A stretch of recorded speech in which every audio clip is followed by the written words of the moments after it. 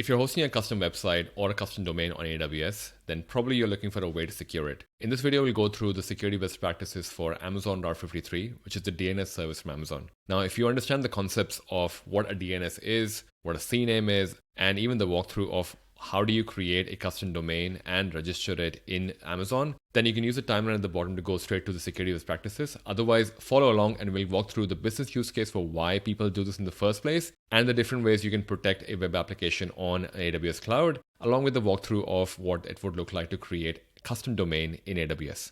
Let's go into the video. We should probably start with clarifying what a website is and what is a custom domain. A website is literally like your www.facebook.com, linkedin.com, any other website out there is a website as well as a web application, depending on which side you're looking at. For me, as a person who has an account on facebook.com, it is just a website. But if you were an engineer in facebook.com, then facebook.com is your web application. Custom domain is every time you register a website. If you've never done it, I would definitely recommend trying to register a website. Those are pretty cheap these days. And you would realize that those are really called DNSs. So DNS is like an address of your website or the thing that you create on the internet. And it's stored at a central registry, which has different names around the world. But custom DNS is basically saying that, hey, this is my custom address for where you can find Ashish on the internet, which could be ashishrajan.com, or you could be looking for our podcast on cloudsecuritypodcast.tv, or a bootcamp for cloudsecuritybootcamp.com. So there could be multiple addresses per person. You can have as many as you want, but that's what people mean when they say web application as well as custom domain. Now, what AWS services can help you achieve this? Usually it's Route 53 CloudFront API Gateway. In this particular video, we will only focus on Route 53. However, you can also let me know in the comments below if you want me to make a video on how to do a custom domain for API Gateway and even for CloudFront, how do you protect them? Happy to make the video, but just leave a comment at the bottom as well for that. Let's talk about the business use case. If you are an engineer who's trying to work towards understanding what Route 53 is and how one can use it in their company, the typical business use case would be that your organization wants to host a website on AWS and they would like you to just set up the DNS on AWS. Don't worry, we'll do this as a walkthrough as well, so just go with me for the business use case. Now, there could be a second business use case on top of it. Like, for example, if you are a really popular website like facebook.com or linkedin.com, where you know you have a lot of eyes on you, you can also ask that, hey, I want to be protected from most common security vulnerabilities so I don't get hacked for it. This is kind of where you would talk about AWS WAF, firewall, and a lot of other things, and we'll go through that as well. That's a business use case. Let's talk about how do you typically protect web application, serverless application, as well as on-premise application. The understanding of this is important from a perspective that when you are thinking about this, DNS is, as I mentioned, is an address. You have an address on the internet that talks about if you ever want to find out where the bootcamp for cloud security is, oh, I know, it's cloudsecuritybootcamp.com. Now you can type it in. In the background, there's a lot of stuff that happens, but essentially, you don't want people to directly go to that website. You want there to be a few defensive layers before that, because I could be a malicious user who's trying to go on your bootcamp website to, I don't know, be malicious. So the diagram over here shows you a typical example of what it is to protect a web application on AWS. You could use Route 53, a CloudFront API Gateway, but primarily your focus should be like the API Gateway over here. And also the small thing that you see, which is like a pink color one, that's the Advanced Shield. Now, Shield is already provided by AWS WAF, which is like if you have ever heard of denial of service attack, where you get such a high amount of traffic that your website cannot host anymore, Advanced Shield is like a paid version of protecting your web application from that from AWS. And again, happy to do another video on this if you require for AWS WAF as well as Advanced Shield. It's a whole topic in its own and it'll take a while. A web application typically would have a Route 53 as a DNS and would have an AWS WAF and a CloudFront. CloudFront, just quickly talking about that, it is a content delivery network. Now, at any point, if any of these terms do not make sense to you, definitely try and Google them because it's important for you to understand what these are, especially if you work in the space where, imagine if you get a job for our Netflix or Disney Plus or Hotstar or any other popular streaming website, they heavily deal with websites. They would have a lot of DNSs, they would have a lot of websites that they would work on. So definitely go through the understanding of it.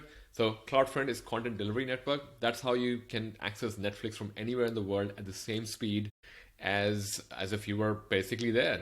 Now, typically a web application would have an application load balancer, which would have some kind of a compute behind it. It could be container, it could be EC2, whatever.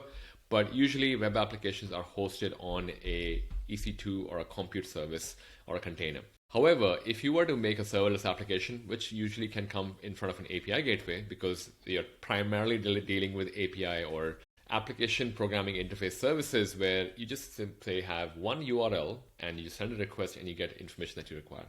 That's typically a serverless app application, and the only difference you'll find in this diagram would be that you have now got an Amazon API gateway there instead of the application load balancer. So API gateway, again, very different, takes a long time to kind of explain it and requires its own video. If you want me to explain about serverless applications, how to protect them, definitely leave a comment at the bottom as well.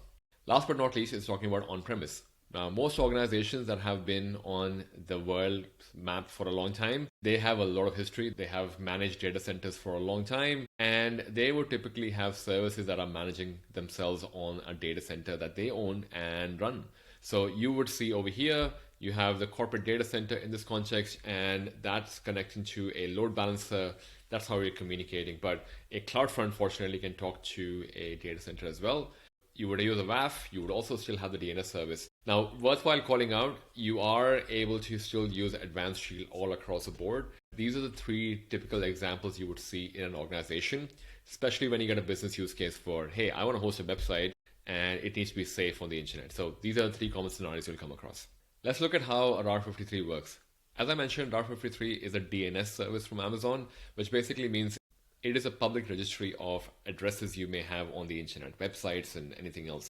You can typically access them from the internet. However, because this is Amazon, you can also access them directly from your Amazon VPC as well, because Amazon allows you to have private websites as well as public facing websites as well, which for people who are experienced in the DNS space would realize that this has been done in an on-premise world for a long time. There would be URLs or websites which are only available on the internet, and then there are websites that are only available within the boundary of the intranet or within the boundary of your organization only. Route 53 can allow you for having both those conversations as well and still route the traffic to the right place as well. That's how you would define a DNS. Now, the way it would work is anytime you type a URL on the browser or onto a command line, it is typically going to have a query run on the internet for, hey, who knows this address, and whether it's Route 53 or GoDaddy or any other internet service provider, they usually have a public IP which was linked to a name server. These name servers help identify, hey, where should you go to find out what's the latest website for cloudsecuritybootcamp.com? That's where you go. So that's how a DNS would work. You basically ask a question for, hey, I want to load this website. It goes about and finds who has the address, who owns it. And after that, once it finds who the address owner is, it loads the content from there. As simple as that. And Route 53 is a service from Amazon that allows you to do this as well. All right, let's quickly do a walkthrough of Amazon Route 53 with a custom domain. Now, this is the Amazon console. I'm going to go to Route 53, just type in the search bar. Cool. So at the moment, I don't have anything. I can create a hosted zone, traffic, domain registration. Now, domain registration technically is your website. Now, I know that I own cloudsecuritybootcamp.com. So I'm going to type that in and do a check. And it will do a registry check and see if it's available. Oh, there you go. Because I own it. And this is basically, if I do that, this is our website. So I own this, and that's why it's not available. But however, if I were to change my name to cloudsecuritybootcamp.link, it's available. I can add to cart and buy it directly from Amazon. But in my scenario, because I don't need it, I can just simply go in over here, go back to the dashboard. But this is a scenario where, again, the business use case is to register a website on the internet. You can come over here, type in, if I were to give you cloudsecuritybootcamp.com, you can type in the name and find out if you can buy it directly from Amazon. If you haven't, you can transfer your existing domain. Now, it's up to you. It's not a recommendation that you should always transfer your domain to AWS. It just means that all your services would be at one place, but it's not required. You can still use any cheap domain service out there which provides you the right security and that you may be already paying money for, so you don't have to transfer it. But if you don't have one and you're starting from scratch, you can technically go, ashishrajan.com and do a check. I know I own the site as well, so that won't be available. But if you were to do this, you could probably do it like that. Now, since we have clarified what a website registration would be, so a business use case for our scenario is to identify if the site is already registered. If it's not, you can buy it off Amazon. But because I have a site that is already registered, I'm just going to go to create hosted zone. Hosted zone is, how would you describe the service by a domain in Route 53? Now, typically you would give it the same name as the service. If I just go cloudsecuritybootcamp.com, this is an important one from a security best practice perspective. You can choose it to be a public one or a private one. Now, I already own the public one. If I was using a private one, I would have to give a VPC and I have to say which region. So if I am in the London region, US, and I can say I've got my VPC. The choice is yours. You can choose to have a private hosted zone where you are linked to a VPC. What this would mean is every time I type in a URL that is registered to cloudsecuritybootcamp.com but is in my private hosted zone, it would link to content or applications or compute which is in here. An example of this could be that imagine the Facebook example that I gave you earlier. You have a super special feature that you're creating for Facebook.com. For whatever reason, you want to integrate WhatsApp, Instagram, and Facebook onto the one single Facebook wall, then you can basically use this as a way to create that service internally so you can test it out if it works by using the private hosted zone. And once you're ready, you can switch over to a public hosted zone and link it to the actual website. That would be the typical use case for it. For my scenario, because I already have a public hosted zone created, as in I already own the domain, I don't want to add any more things to it. So I'm just going to go private hosted domain. I've got my region, which is London. And I've also got my VPC as well. Now, talking about region, it's also worthwhile calling out. This is in the global region. So there is no specific region for your Route 53. It's basically a global thing. However, what you would notice is you probably only want to have all your DNSs, all your Route 53s in one AWS account. You don't want it to be scattered all over. Otherwise, it just gets a bit messy. So you would use AWS SCP to not have your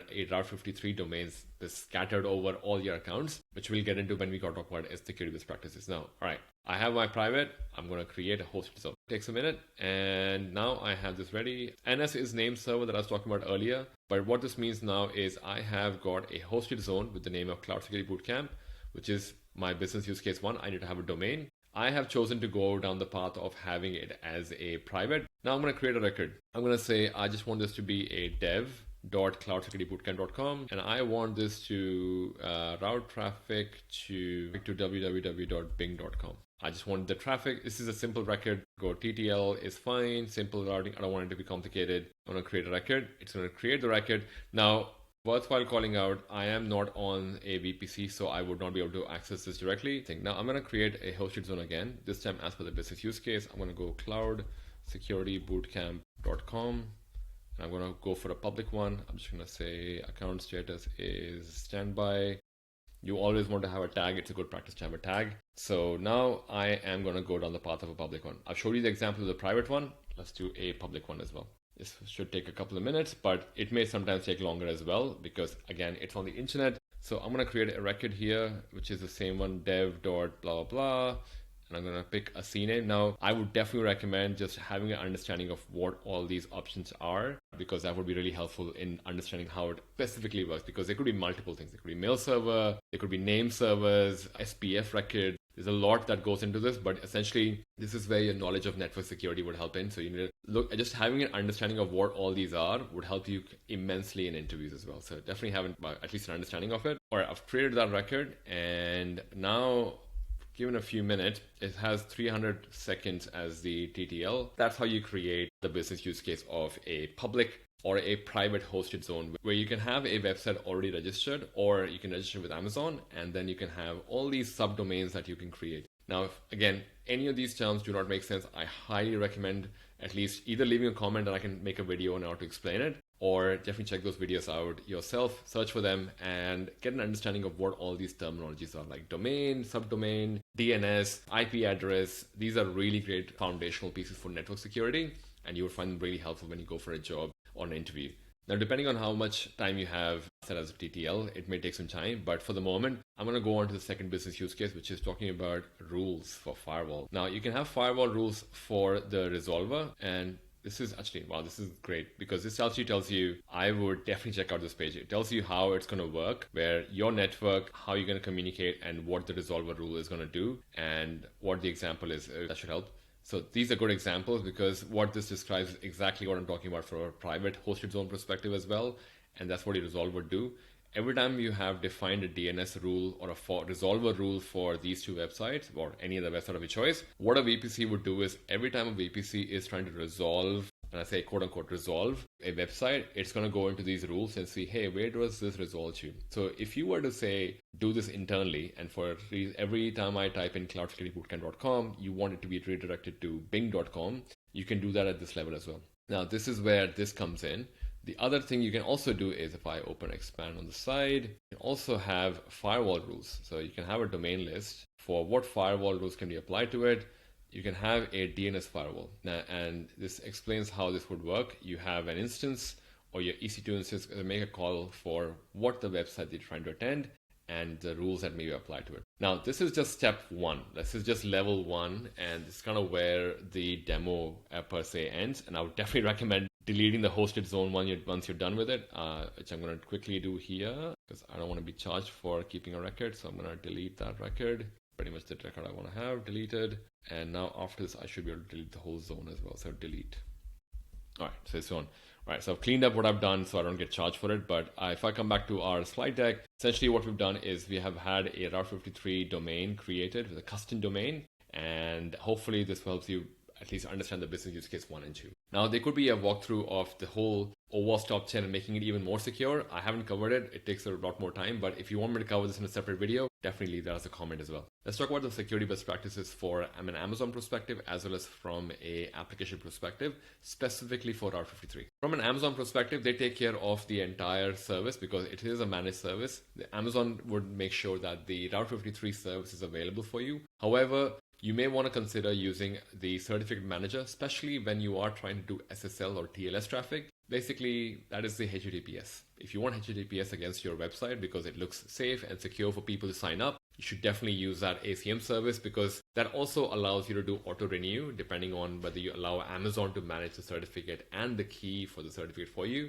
You may also want to look at the compliance standards that you require, whether you are allowed to host a website yourself or you're using a provider that is compliant in a certain way. You can find what the compliance levels are on the Amazon website and they are applicable for you. Another thing you may want to do is, especially if you have Amazon Organization SAP, you may want to consider the fact that, hey, if I have production URLs now, cloudsecuritybootcamp.com, all of you, thousands of you are going to go on it and have a look at all the free resources that we have, that we've used in the Cloud Security Bootcamp to create all these training material. Now, someone just goes in and deletes the whole thing. It's not a good thing on me or for you or for anyone else who's listening. So you should make sure you have organization SCPs turned on so that people cannot easily delete a domain, create a new domain, because I could have a malicious domain under my, like the dev.cloudsecuritybootcamp.com example that I showed in the walkthrough.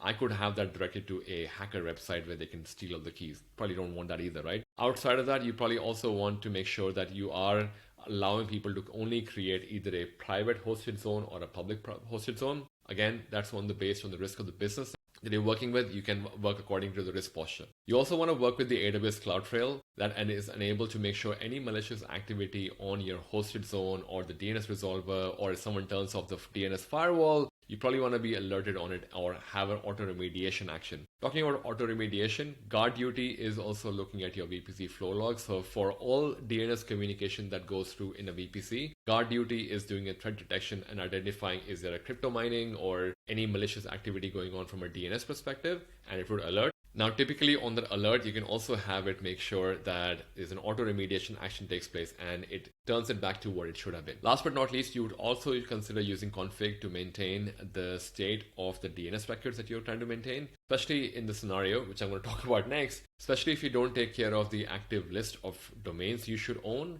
You can also end up in a situation called dangling DNS, which basically means, I've done a video of this separately, but what dangling DNS basically means is you have a website which used to be yours and you had it behind an AWS object, but you somehow deleted the AWS object and forgot that you still have the DNS. And someone can basically start a new AWS resource like an S3 bucket and link it to that website and totally own that domain. That is dangling DNS. There's a lot more examples on why it's a good idea to maintain an active list of the DNSs your company is managing, so you can always be accurate and current and not be in a scenario where it could end up in a brand reputation damage. You also want to limit the number of people who can change the records in Route 53 or in CloudFront or in API Gateway or in load balancers. The reason for this is because, especially if it's a production URL, you don't want too many changes in there. And you want only the people who are required to make the change, because customers who are accessing facebook.com or linkedin.com They are able to go on it and access the website whenever they need. That's the value of these things. So you want to make sure you are providing it as a feature. I also mentioned during the walkthrough that you should consider whether you want to go for a private hosted zone or a public hosted zone. That is dependent on the risk that your organization is taking by hosting a DNS, in terms of whether you prefer having a DNS service which is not your traditional DNS service, may have some reduced features but is available on Amazon and can be rotated easily. You can choose the path of going through the Amazon hosted zone configuration. You also want to limit the changes people can do on the hosted zone configuration as well, because people can transfer domains and you may end up losing access to your own website just because someone was able to transfer the domain. So make sure your SPF records as well as other records that you have for your hosted zones are airtight and someone is actively looking at them as well. Last but not least, but managing the TLS as well as ensuring the right people can change the load balancers behind it and the VPCs are correctly linked. Like for example, if it's a private hosted zone and if there's a private URL, make sure it is linked to an active VPC or a private load balancer so they are resources that are announced. That's pretty much what I wanted to cover from this video. Now you are in a state that you can actually go and create a custom website in AWS. If you enjoy videos like this, we talk about cloud security all day, every day on this channel. And if you have a special request for the kind of video we should cover from an AWS demo or a walkthrough perspective so you can rock your cloud job or a cloud security job, definitely leave that as a comment and we'll be happy to cover that. By the way, if you enjoy what we're creating over here, definitely consider subscribing and liking the video as well so we know that you're enjoying this content as well. All right, that was pretty much for this video. I'll see you in the next video. Peace.